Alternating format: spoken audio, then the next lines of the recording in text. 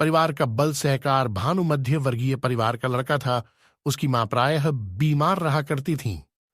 उनके पेट में अल्सर था, जिसके कारण उन्हें परेशानी बनी रहती थी। छोटा सा परिवार था। भानु, उससे छोटी एक बहन और माता पिता। पिताजी तो अपनी नौकरी में व्यस्त रहते थे। सुबह घर से निकलते तो शाम ढले ही आ पाते। सारे दिन के परिश्रम से वे थके हुए होते। मां के बीमार रहने से घर के कामकाज की व्यवस्था बिगड़ने लगी। बहन भानु से छोटी थी, 8वीं कक्षा में पढ़ती थी। वह आखिर कितना काम संभालती। पिताजी के पास अधिक समय न था। उनके पास इतना पैसा न था कि वे नौकरानी रख पाते। फिर मां की दवा और पढ़ाई में भी काफी पैसा उठ रहा था। पड़ोसी या रिश्तेदार भी आखिर कब तक उनके घर का काम संभालते। अब तो ये रोज रोज की ही समस्या हो चली थी। मां बीमारी की स्थिति में काम करने की कोशिश करती तो उनकी तकलीफ और बढ़ जाती।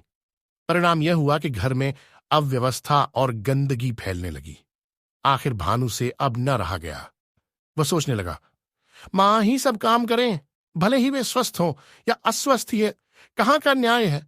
क्या मां का सारा काम मैं, शीला और पिताजी मिलकर नहीं कर सकते? दूसरे दिन वह 1 घंटे पूर्व ही उठ गया और झाड़ू उठाकर लगाने लगा।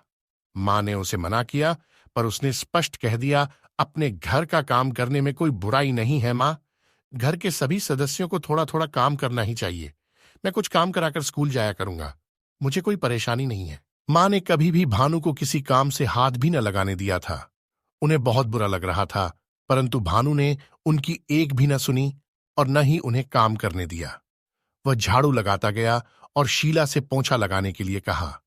काम करने का अभ्यास तो उसे था नहीं। झाड़ू साफ न लगने पर मां के टोकने पर उसने यही कह दिया कि थोड़े दिन काम करने के बाद सब करना आ ही जाएगा। रसोई घर में भी सभी ने मिलजुल कर काम किया। किसी ने सब्जी काटी, किसी ने दाल चावल साफ किए, किसी ने आटा मला। 2 घंटे के अंदर ही खाना बन गया। सभी ने खा पी लिया और रसोई घर की सफाई भी हो गई। 10 बजे भानु और शीला अपने विद्यालय और पिताजी ऑफिस चले गए। अब घर में कोई काम न था। मां निश्चिंत मन से आराम करने लगी। दोपहर में उठकर उन्होंने बच्चों के लिए हल्का फुल्का नाश्ता तैयार कर दिया। आज उन्हें बिल्कुल भी थकान अनुभव न हो रही थी। बच्चों ने स्कूल से आकर नाश्ता किया और खेलने चले गए। वहां से लौटकर वे 2 घंटे बैठकर पढ़े और अपना गृह कार्य पूरा किया। रात का खाना भी सभी ने मिलजुल कर बना लिया था। इस तरह साथ साथ काम करने से किसी को अरुचि या थकान भी नहीं हो रही थी। धीरे धीरे सभी काम करने के अभ्यस्त हो गए। अब वे थोड़े समय में अच्छा काम करने लगे। कुछ ही महीनों में तीनों ही खाना बनाने में निपुण हो गए। भारतीय समाज में लड़कों को घर का काम करने, खाना बनाने की परंपरा प्रायः नहीं है। कुछ दिन तो भानु और उसके पिताजी को लोगों ने टोका भी और व्यंग्य भी किए, परंतु उन्होंने ये कहकर हंसकर टाल दिया कि जब हम ही खाते हैं तो पकाने में क्या बुराई है।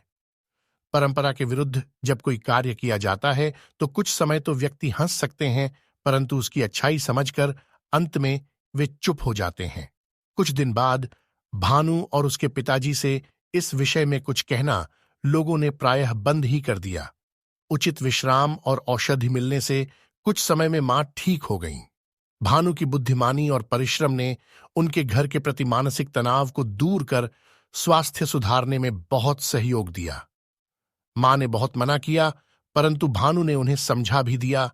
मां अकेले काम करने से वह देर से समाप्त होता है और अकेला व्यक्ति थक भी जाता। हम लोग बाहर मानसिक श्रम करते हैं, हमें थोड़ा बहुत शारीरिक परिश्रम भी तो करना चाहिए।